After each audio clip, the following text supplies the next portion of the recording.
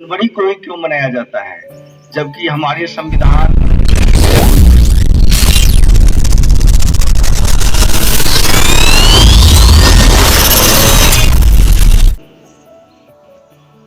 छब्बीस नवंबर को ही 1947 को ही बन के तैयार हो गया, 1949 को, ठीक है। लेकिन इसको लागू करने में हम लोग को 2 महीना एक्स्ट्रा क्यों लग गया, ठीक है। तो द्वितीय विश्व युद्ध में जब पूरा देश एंगेज था तो ब्रिटेन के जो विपक्षी दल थे उन्होंने कमिटमेंट किया था हमारे नेताओं से कि निश्चित रूप से विश्व युद्ध के बाद आप लोगों को हम लोग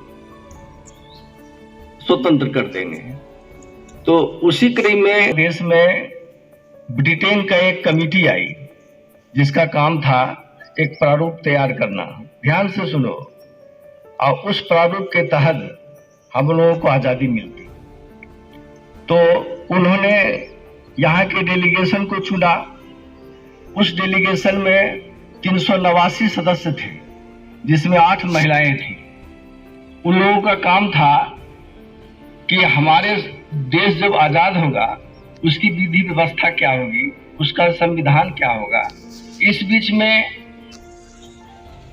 एक कमेटी इसमें हुआ 14 अगस्त 1947 को, और हम लोगों का उस समय 15 अगस्त 1947 के दिन से हम लोग स्वतंत्रता दिवस मनाने लगे। लेकिन उस समय हुकूमत किसकी थी? ब्रिटिश गवर्नमेंट की थी, क्योंकि हमारे पास जब 1946 में जब हम लोग का एक गठन हुआ, संविधान बनाने की जिसको जिम्मेवारी दी गई, 389 उसमें डेलीगेट थे, मनोनीत सदस्य थे। जब देश का टुकड़ा हुआ तो 299 बचे। बहुत से पाकिस्तान पर 1949 को मेरा संविधान बनकर तैयार हुआ, जो बड़ी भारी भरकम था, वजन में 13 किलो था, समझ गया। तो इस तरह से जब हम बन के तैयार हो गया, जिस कमेटी के हमारे सर्वा ड्राफ्टिंग कमेटी के सदस्य थे डॉक्टर भीमराव अम्बेडकर जी, अध्यक्ष को राजेंद्र बाबू थे, करके उसको जो ड्राफ्ट तैयार किया गया उसमें हम लोगों को लगभग 3 साल लग ही गया। लेकिन अब है कि 26 नवंबर 1929 यहाँ करना होगा। दिसंबर 1929 को सेशन में कहा कि ठीक है, हम लोग 26 जनवरी 1930 का अधिवेशन रखेंगे। एक कमेटी तय किया गया।